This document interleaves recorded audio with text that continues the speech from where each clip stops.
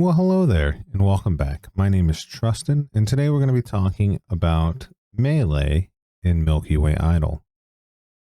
So the first thing I'd like to talk about with melee here is basically what it is, what we're working with, and how to go from there. So for melee, you'll start with milking, and you'll turn that milk into materials, which will be your cheeses.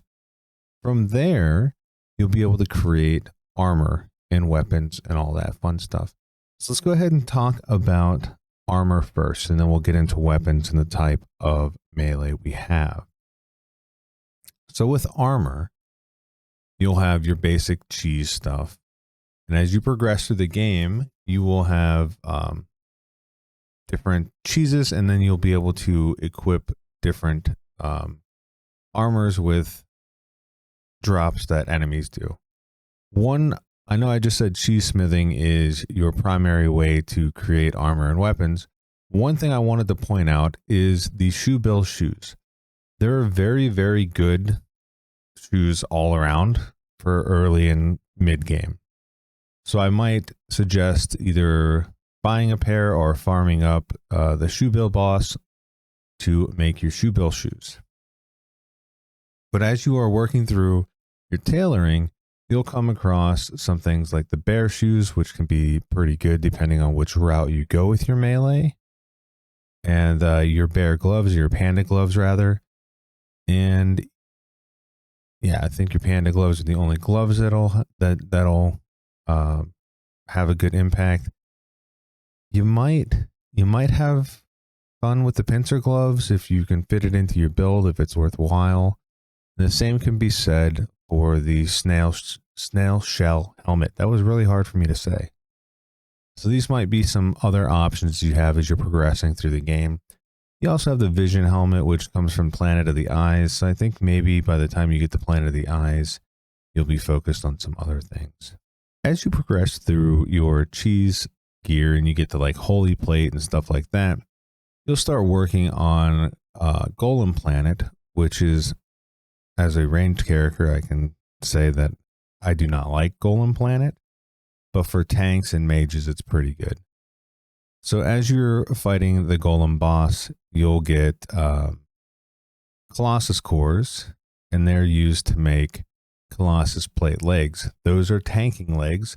So if you're going the tanking route, this is the legs and chest piece that you're going to want to eventually farm for. And if you're going for the damage route, you're going to want the demonic pieces, which come from demonic cores, which is from the infernal boss. So these are pretty later zones. You got the infernal abyss and then the golem cave, which is after bears.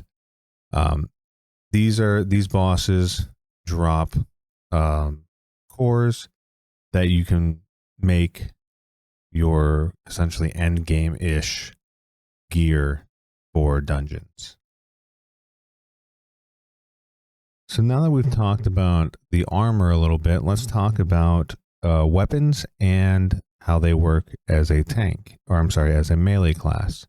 I say tank quite often. I know melee does a lot of damage and is very good, but my buddy that I play with a lot, Slam Biddy, he's a tank build. So anytime I think of melee, I think of my buddy Slam, and he's a melee guy.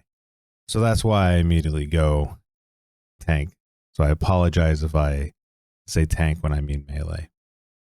But back at it, attack, power, defense, and of course stamina. Stamina is good for every class. But attack, power, defense are the three main skills that you're going to focus on when you are working as a melee class. So if we go back to our cheese smithing here, our cheese sword is a slash attack, which increases both attack and power. Whereas a spear attack increases attack and just a little bit of power, whereas a mace increases power and just a little bit of attack. As you're progressing through the game, my suggestion would be to use swords or sword type things, right? So when you get into the late game or the mid game, you'll have a high attack and a high power, So you can decide what you want to do. Do you want to go for the stalactite spear and be a stabby boy? Or do you want to go for the bludgeon, granite bludgeon and be a smashy man, smashy boy, whatever? Or do you want to farm full for dungeon 2 and work towards the chaotic flail and eventually the regal sword? So those are your end game main hand weapons, or mid game, end game, late game weapons. So it's up to you to decide what you want to do. And that might the decision might come down to what abilities do you have and what don't you have and what do you need to farm for, so on and so forth. But you'll be able to make those decisions as you progress and get further into the game. So that is essentially the damage aspect of melee. But Trusten, what about defense? Well, defense comes from your two-hand weapon. I mean, you'll gain defense naturally, but also your bulwarks are going to be defense-based. And the difference between the bulwarks and your weapons is that bulwarks have a skill, as you can see there at the very bottom, called threat. And threat essentially is what pulls aggro from monsters. So if you are using a bulwark, you're generating more threat than, say, your damage dealer, me in that case. So you're more likely to be attacked than your DPS. So that's why if you are going the tank route, you want to start using a bulwark. Again, I wouldn't recommend doing this until later in the game, because when you are starting out, a bulwark doesn't do a lot of damage. I love Slam to death. I couldn't do a lot of the content that I do without him, but he doesn't do a lot of damage, but he pulls a lot of aggro from monsters. So every class has a role to play, and it depends on what you want to do when you're creating your character, or when you get down to like bears-ish is when I would say start deciding what you want to do. So we talked about the weapons, armor, and the stats that you'll need for your melee character. We haven't talked about abilities, so let's go ahead and talk about that. And I'll just be in my inventory over here on the right hand side where I've got a lot of books saved up. And typically the red books are the books that are going to be for the melee class. So let's talk about the slash style first, which is your sword that we talked about earlier. The scratch, cleave, and maim are going to be your three starting, or you'll get them earlier in the game, or your three abilities for melee. It's nice because maim and cleave are both area of effect skills, whereas scratch is a single target. And if we look at our sword, the combat style is slash, so it'll benefit more from these three books. As you progress later on, you'll get another skill or ability rather called crippling slash. It's a dungeon skill, so it comes from dungeon books. You might not have it early on. It's a decent ability, but it won't be something that you have early. From there, we'll talk about stab abilities. We've got poke, impale, and puncture are going to be the three that you start off with relatively early. I don't think these are targeted, or these are area of effect. They're not area of effect. So these are single target abilities. And eventually your dungeon skill is going to be penetrating strike, which will hit 2 or more enemies as it penetrates through.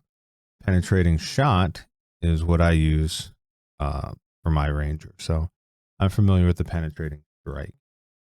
And finally, for your smashy style stuff, you're going to get smack, sweep, and stunning blow.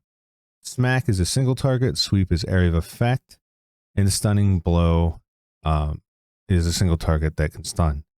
All of these abilities may have, so like your puncture, your penetrating strike, your maim, and your crippling slash have different effects that they can put on the enemies. So that's why I didn't mention them, but stunning blow I did want to mention can stun enemies because it's going to transition into our tank abilities. For a lot of tanks, I see they use Stunning Blow, and they also use some of the yellow books down here. I don't actually have all the yellow books, so we're going to take a look at the marketplace, go to books, because there is one yellow book that I want to talk about, which is Arcane Reflection. I just don't happen to have one. So with your Bulwark, you have Taunt. You can use Stunning Blow with your Bulwark if you choose to do so. But you also have the ability Taunt. The yellow books are like buffs and stuff like that. So you have Taunt, Toughness, and Elusiveness, I would say, are probably your three main yellow book taunts, and you'll probably want to swap them out depending on where you are, what you're doing, who you're playing with. Are you doing dungeons? What kind of party you're doing? So on and so forth. You're going to have to make those decisions. The other ability I wanted to talk about is Spike Shell, and then finally Arcane Reflection. So Taunt increases your taunt, so the aggro that you're pulling from the monster. Toughness increases not only yours, I'm sorry, it is only yours. It increases your armor and all resistances by 20% plus 20. Pretty good. And Elusiveness increases your evasion by 20% for 20 seconds. So these are all super good things for tanks. Then you have Spike Shell, which is essentially a Thorns for physical attacks. And then Arcane Reflection is a Thorns for magical attacks. So all of these abilities are going to be great for tanks, and you'll swap them in and out depending on what you need. But that is a basic rundown of the melee class. So in conclusion here, you're going to use milking to get milk, cheese smithing to up your skills, or I'm sorry, your gear. And then finally decide what you want to do. Do you want to go be an all-arounder and use slash? You know, you could even farm werewolves and use the werewolf slasher, which is a two-handed weapon, which is pretty decent. Or you could be a stabby boy or a smashy boy and go that route. So really, it's completely up to you what you want to do. Again, I'd start off with swords, so you build up both attack and power. That's what I did here. But that's going to do it for this melee guide, melee overview, I suppose you would say. If you have any questions, feel free to ask in the comments. And please like this video and subscribe if you want to continue seeing more Milky Way Idle content. I appreciate it, and I will see you guys next time. Toodles.